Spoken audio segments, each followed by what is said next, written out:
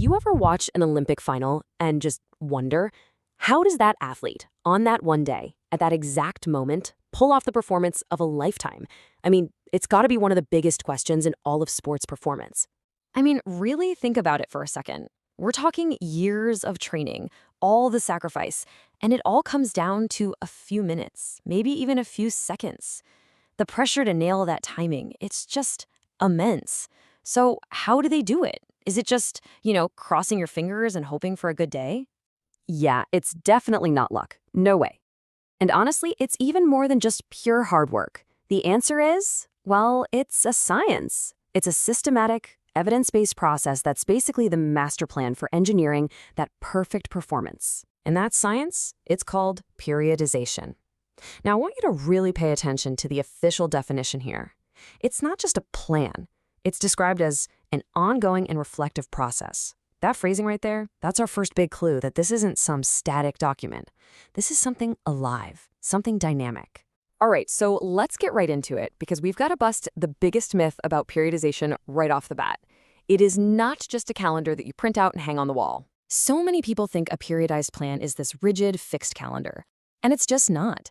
The best way to think about it is as a flexible blueprint. A calendar is static, right? You just cross off the days as they go by. But a blueprint is a living document. It's a detailed plan for sure, but it's one you can adjust, one you can redraw when you get new information. It's adaptive, it's individualized, and it's all driven by data. And that actually brings us to another really important point. We have to separate the idea of periodization from programming. They are not the same thing. Periodization is the big picture, okay? It's the overall strategy. Think of it like the architect's grand design for a building. Programming, on the other hand, that's the nitty-gritty, day-to-day stuff. The specific sets, the reps, the drills. That's the builder's work order for what to do on Tuesday. The key thing to remember is that the programming serves the big picture periodization strategy, not the other way around. And a modern blueprint, it's got to be holistic. We're not just planning workouts in a vacuum here. Real periodization integrates everything that impacts performance. We're talking about physical training, of course, but also nutritional strategies, recovery protocols, psychological development, even motor skills, the whole shebang. It's a completely integrated approach to building an athlete from the ground up. Okay, so if it's this big, flexible blueprint, how is it actually structured, right? How do you take a massive 4-year Olympic dream and boil it down into a concrete plan for what to do today? Well, it's all about the hierarchy. Let's break it down. So at the very highest level, we break the year down into competitive seasons. It starts with the off-season. The goal here is pretty broad. Let's build a big, general base of fitness and strength. Then, as we get closer to competition, we move into the preseason. This is where the focus really starts to sharpen, and the training gets way more specific to the sport. And finally, you hit the in-season, and now the game changes. It's all about managing fatigue and making sure you can maximize performance when it counts.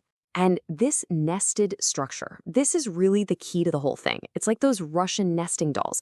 The huge Olympic goal, that's part of a multi-year plan, maybe 2 to 4 years. That gets broken down into annual plans. Each year is then made up of macrocycles, which are basically those seasons we just talked about. Those are broken down into smaller mesocycles lasting a few weeks. And finally, you have the microcycle, which is your weekly plan. See how that works? Each level fits inside the next, creating this really clear, logical path from the big dream to the daily grind. Okay, so now we get to the really cool part, the magic, if you will.